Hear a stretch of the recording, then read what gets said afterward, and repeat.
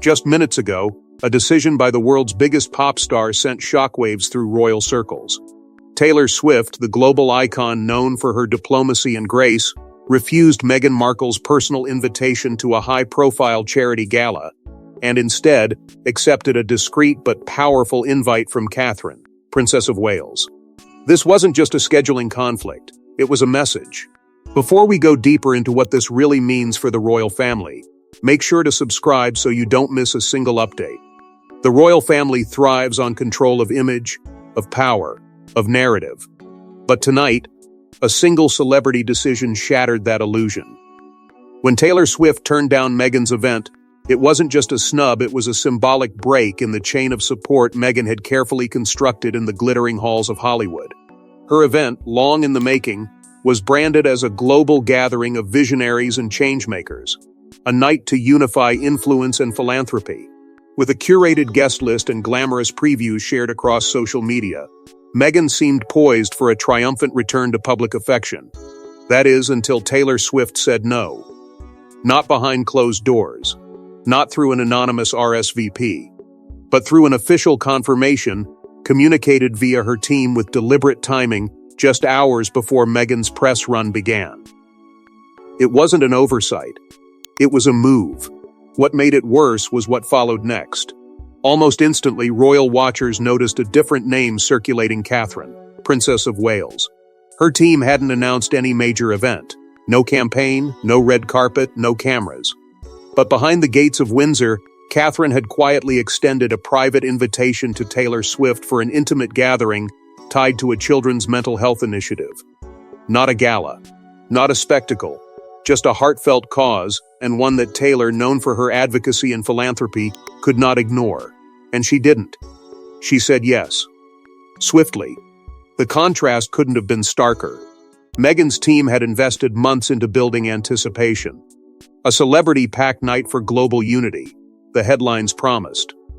But now, the biggest name was gone, and worse, was attending an event hosted by the very woman Meghan has long been said to rival. The tabloids pounced. Pop queen chooses real queen, one read. Another asked bluntly, was this about loyalty or quiet revenge?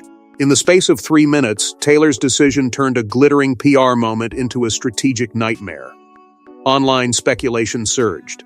Was Taylor siding with the monarchy? Had Meghan pushed too hard? Was Catherine, long silent, finally asserting her influence in ways no one predicted? The palace, as always, remained silent. But silence doesn't mean stillness. But what appeared to be a simple RSVP quickly spiraled into something far more sinister, as whispers of betrayal, manipulation, and long-held resentment took center stage. Beneath Meghan Markle's polished image lies a meticulously curated network of influencers, PR advisors, and Hollywood power brokers. But this time, her team may have miscalculated, and Taylor Swift wasn't playing along. For months, Meghan's team had been working the phones in Los Angeles, orchestrating what was supposed to be her triumphant reemergence into the global spotlight.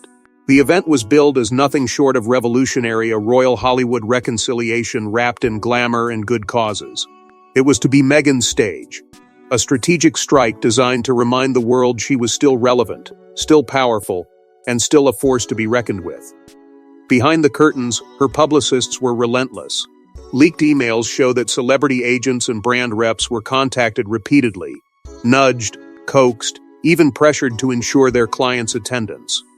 The message was clear. Being part of this event would place them on the right side of history. But beneath the shine, something felt forced. Something felt staged. Rumors of a rebranding campaign had already begun swirling across media outlets. Meghan, once seen as a rebel in royal robes, was now pivoting toward a softer image, a unifier, a humanitarian, a bridge between worlds. But insiders whispered that the motivation was not just public service, it was redemption. A calculated attempt to reassert herself after months of withering criticism, fractured alliances, and dwindling influence. And in that strategy, one name stood out above all: Taylor Swift. Meghan's team had zeroed in on the pop megastar as the evening's crown jewel. Swift's presence alone could validate the entire event. She wasn't just a celebrity, she was an empire, a woman whose support could shift narratives and silence doubters. But Taylor's silence said everything. Meghan's team sent invitation after invitation, followed by reminders, then more polished versions of the proposal. Swift's camp remained neutral, then evasive, and finally unapologetically firm. She would not be attending. What's more, the rejection was accompanied by no explanation, no excuses, just distance.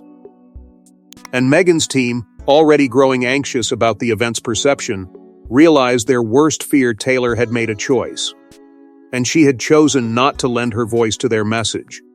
The silence was deafening. What followed was a frantic attempt at damage control. Additional big names were courted, new sponsorships dangled, and last-minute press pitches reframed the narrative. But the buzz had faded. Without Swift, the evening no longer felt like a moment.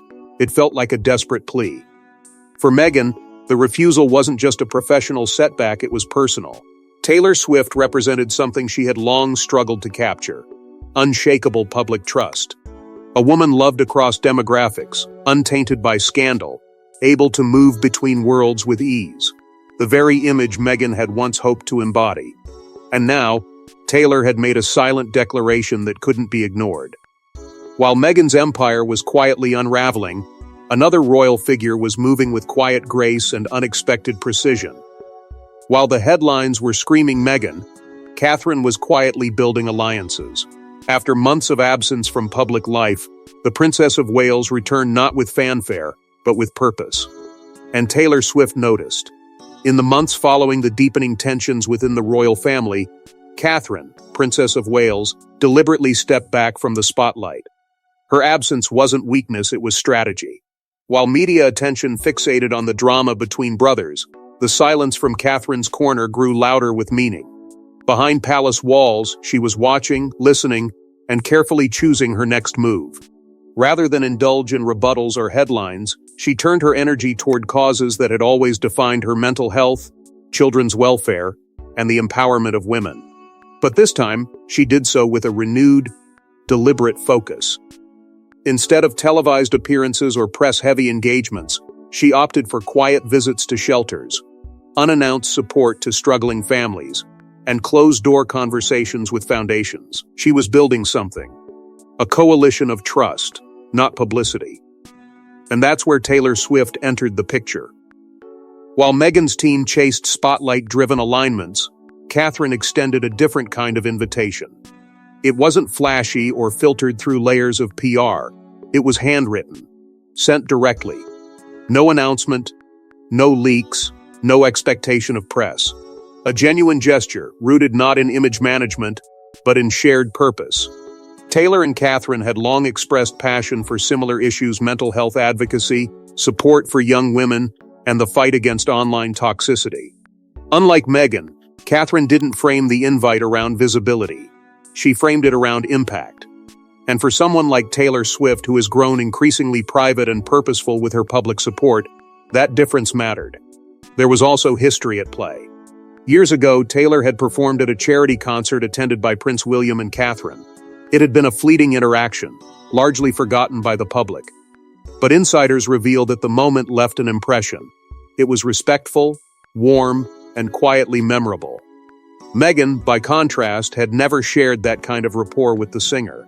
Attempts to forge a bond in recent years reportedly fell flat, often appearing transactional, or worse, opportunistic. And Taylor could sense it. That was the subtle but powerful difference. Catherine didn't need to convince or compel. She simply offered a space of sincerity and let Taylor decide. In a world where celebrity invitations are often about prestige, Catherine stood out because it wasn't. It was personal, purposeful, and perfectly timed. While Meghan's event echoed with manufactured grandeur, Catherine's quiet call resonated with quiet power. That's why Taylor said yes. Not because of cameras, headlines, or leverage, but because the invitation reflected something deeper: authenticity. And in today's world, that's the rarest currency of all. But what really happened behind closed doors? The answer may lie in a private phone call that's already being called the conversation that changed everything. Sources close to both camps reveal a single phone call that changed the game. Taylor Swift picked up the phone and told Meghan exactly why she wasn't coming.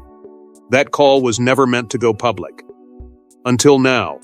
What began as a carefully orchestrated media event spiraled into emotional fallout the moment Meghan decided to bypass her PR team and call Taylor directly.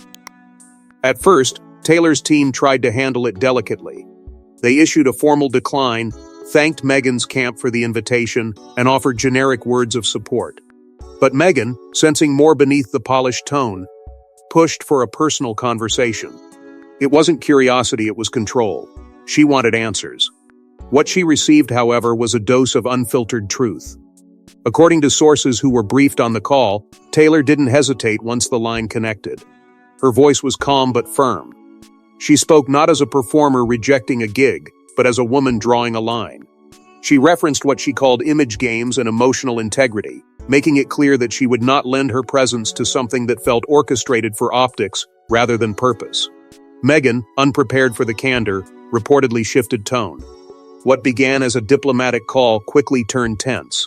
She questioned Taylor's alliances, hinting at favoritism toward the royal establishment, namely Catherine. While she never named her rival directly, the implication was unmistakable. There was an undertone of betrayal in her words, as if Taylor's absence wasn't just a professional disappointment, it was a personal wound. Taylor, stunned by the accusation, refused to be drawn into the trap.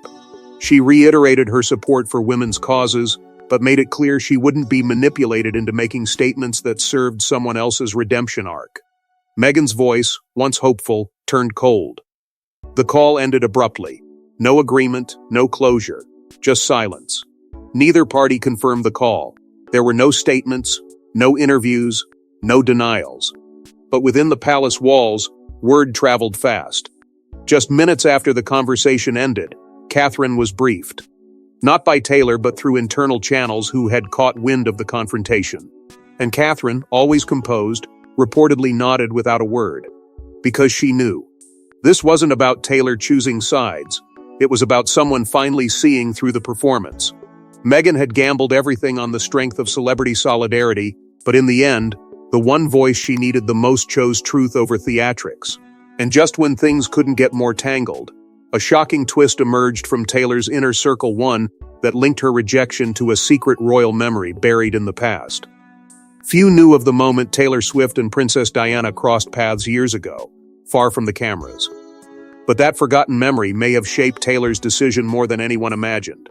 In the mid-1990s, long before global fame found her, a young Taylor Swift stood among a sea of wide-eyed children at a UNICEF charity gala in New York. Princess Diana, luminous and quietly graceful, was the evening's honorary guest.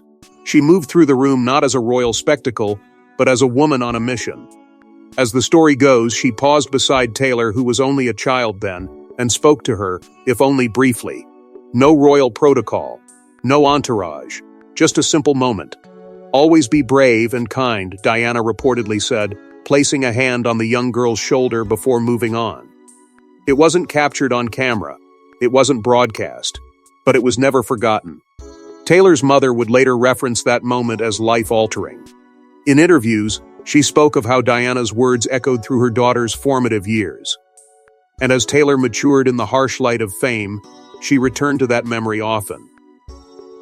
Grace under fire, poise through pressure. Diana became more than an icon, she became a blueprint for resilience.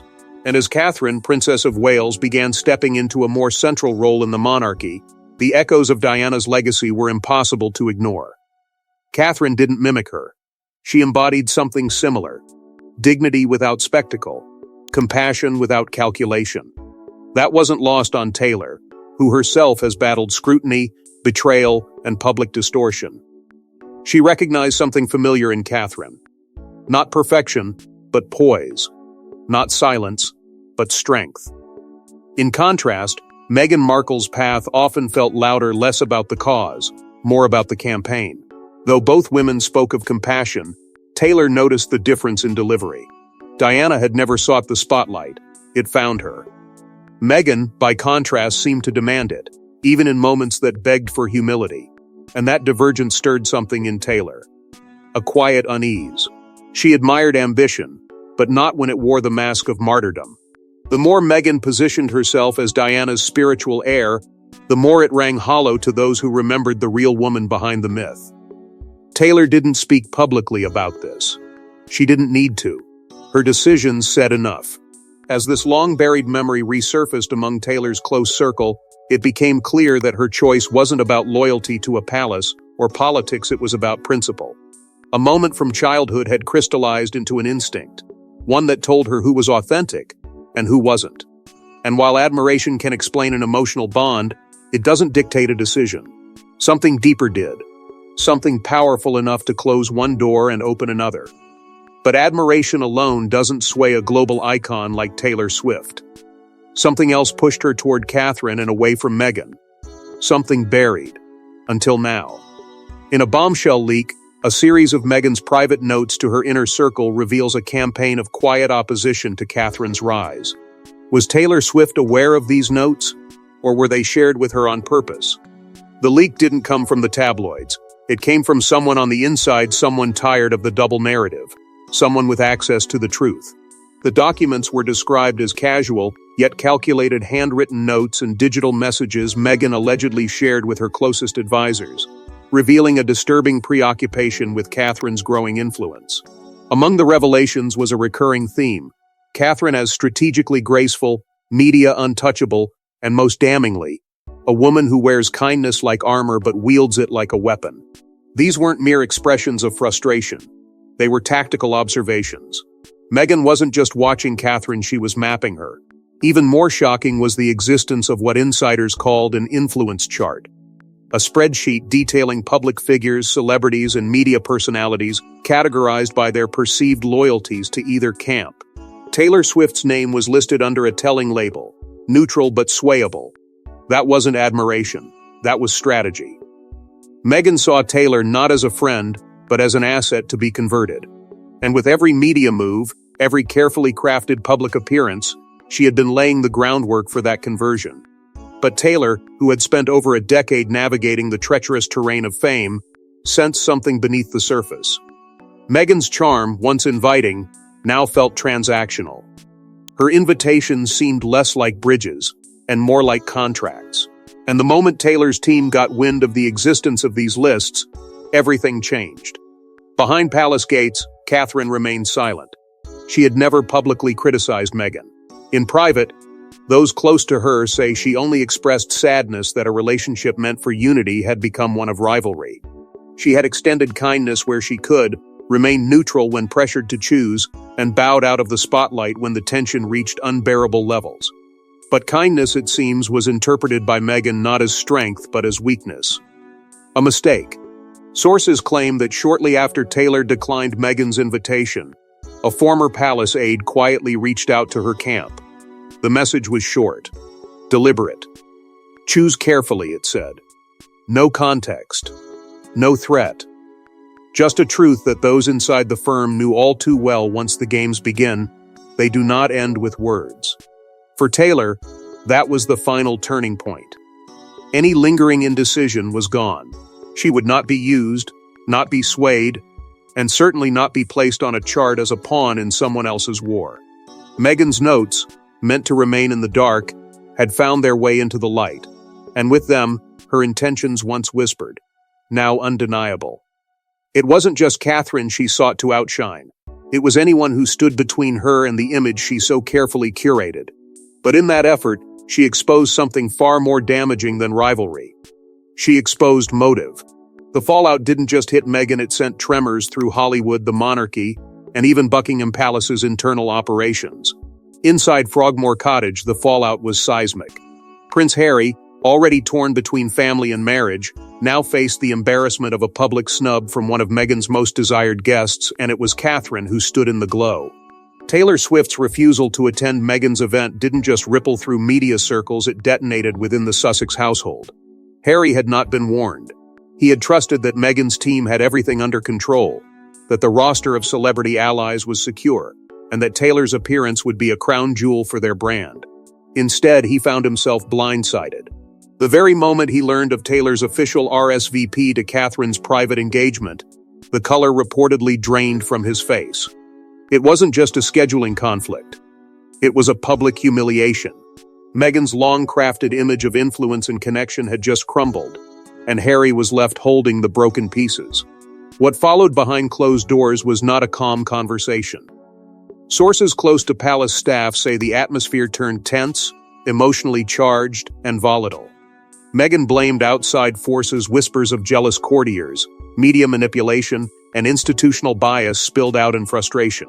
She pointed fingers at everyone but her own team. But Harry, cornered by contradiction, turned the mirror back. He questioned why Taylor had been pursued so aggressively, why their PR strategy relied so heavily on external validation, and why no one had anticipated the risk of rejection. It wasn't just a disagreement. It was an explosion. Heated words were exchanged. Staff who overheard the argument described a sharp escalation of voices, followed by long silences that chilled the already fraught home. Desperate for a grounding point, Harry attempted to reach out to his brother, an olive branch perhaps, or a plea for perspective. But the answer he received from William's circle was short and unequivocal: not the right time. The rift, still raw, wasn't ready to be bridged. And Harry, caught between two women, two worlds, and 1,000 unspoken truths, found himself more isolated than ever before. Meghan, meanwhile, doubled down. She demanded to know who within their network might have leaked internal details. Paranoia crept into strategy. The air inside Frogmore became heavy with mistrust, second-guessing, and quiet collapse. Even the staff, long accustomed to the couple's emotional dynamics, reportedly felt the shift. One insider claimed it was the most strained and unsettling atmosphere they had experienced since the couple's royal exit. Conversations were cut short. Doors closed a little louder. Smiles, once routine, became rare. Meghan was determined to reclaim control of the narrative. Harry was consumed by what they had lost and how fast it had slipped away. The rejection from Taylor Swift wasn't just a missed opportunity, it was a mirror reflecting the cracks in their foundation. And as the Sussexes scrambled to control the narrative, Catherine and Taylor were preparing for a moment the world wouldn't forget. As Meghan's gala opened to scattered applause and dim celebrity turnout, another event was unfolding across the Atlantic, one that captured the world's attention. Taylor Swift arrived in London and walked hand in hand with the future queen. It wasn't just the contrast, it was the collision of two narratives. On one side of the Atlantic, Meghan's grand affair, once billed as the definitive night of unity and star power, fell hauntingly flat. The names on the guest list, so carefully curated, began dropping out in the final hours. Some cited scheduling conflicts, others simply didn't show. The seats, expected to overflow, were sparsely filled. Even the press coverage felt hesitant, as though everyone sensed something was unraveling in real time. The energy in the room was strained. Polite applause replaced the thunderous ovation Meghan had hoped for. The night that was supposed to restore her image instead became a quiet reminder of a crown she never quite claimed. Across the sea, in the quiet corridors of Windsor, the true event was underway. Catherine, Princess of Wales, had kept the evening intimate, elegant, and deeply purposeful. No promotional trailers, no social media blitz. Just a room filled with the most respected names in philanthropy, education, and mental health. And at the center of it all, a guest who needed no introduction: Taylor Swift. The news broke almost instantly. A leaked photograph of Taylor and Catherine, sharing laughter beneath the soft glow of chandeliers, lit the internet on fire. Taylor in classic grace, Catherine in regal red. No spectacle, just sincerity. And the world noticed. The symbolism was impossible to ignore. The very person Meghan had hoped would validate her presence had chosen instead to align with the woman she had long been rumored to resent. But Catherine didn't gloat. She didn't need to. Her presence, her quiet confidence, said everything. The contrast between the two events was staggering. Where Meghan's night echoed with scripted speeches and forced smiles, Catherine's was grounded in real conversations, genuine emotion, and purpose-driven intention. It was everything Taylor valued and everything she had feared Meghan's event would lack. Later that evening, Taylor took to the stage briefly. She wasn't there to perform. She was there to speak. Her words were clear and deliberate. "Real royalty isn't a title," she said, her voice carrying through the room. "It's a way of being." A line that would echo through headlines, hashtags, and hearts for days to come. It wasn't a slight, it was a statement. A recognition of authenticity in a world drowning in performance. The room erupted. Not in celebration of celebrity, but in celebration of truth.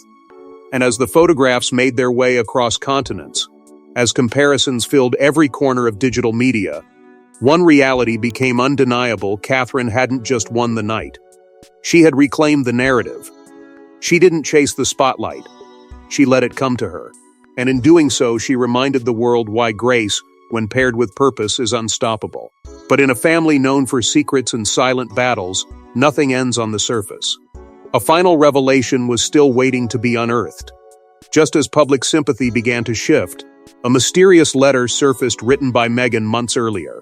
Suppressed by her team and never meant to be seen, it reveals a stunning confession about Catherine Taylor and a fear she couldn't silence. The letter appeared without warning, slipping into public view through an anonymous leak. At first, many believed it to be fabricated, a smear, perhaps, or a cruel tabloid invention. But then came confirmation. Two independent sources, both close to Meghan's inner circle, authenticated the handwriting, the tone, the timing. The letter, addressed to a long-trusted confidante in the entertainment world, wasn't a rant or a desperate plea. It was a confession, raw and unfiltered, a window into Meghan's most guarded emotions. And within its pages lay the one thing her public image had never allowed: vulnerability. She wrote of a creeping fear, not of the press, not of the monarchy, but of something more personal being forgotten. She described Catherine with sharp honesty, calling her effortlessly graceful, admitting that the future queen seemed to glide through scandal untouched. Meghan confessed that no matter how hard she tried, she could never replicate the calm authority Catherine carried in silence. The words weren't drenched in jealousy, they were steeped in exhaustion. In one of the most telling lines, Meghan wrote, "If Taylor chooses her, the world will forget me." It wasn't rhetorical, it was resignation. A haunting realization that her grip on narrative so fiercely defended was slipping. That despite every headline, every appearance, every plea for empathy, it would take only one woman, one image, one moment to undo it all. What stung most was the clarity with which Meghan saw what was coming. She foresaw Taylor's potential alliance with Catherine as not just symbolic, but final. It would cement Catherine's place as the embodiment of Diana's legacy, a role Meghan had hoped, quietly and deeply, to inherit. In another paragraph, she admitted feeling like an outsider in a story I thought I was rewriting. The line was chilling, because in those few words she exposed the deeper truth: this had never just been about royal titles or public perception. It had been about identity, about legacy, about belonging. As the letter continued, she lamented the media's obsession with Catherine's quiet elegance, contrasting it with the storm that followed her every move. She wondered, perhaps for the first time aloud, whether she had chosen the wrong battles, or perhaps had simply been born into the wrong chapter. The entire letter pulsed with tension between ambition and fatigue, hope and defeat. And whether the leak was an act of betrayal or mercy, one thing was undeniable: it changed everything. It humanized Meghan. But it also revealed just how deep the rivalry ran. The timing of the leak, coming just after Taylor's public alignment with Catherine, sent the media into a frenzy. Analysts, commentators, even former palace aides weighed in. But none of them could erase the line that now echoed through every conversation: "If Taylor chooses her, the world will forget me." It was more than insecurity, it was prophecy. The ripples of this moment will echo far beyond a single event, because sometimes the quietest decisions carry the loudest consequences. Thanks for watching. Please don't forget to like and subscribe, and we will see you in next one.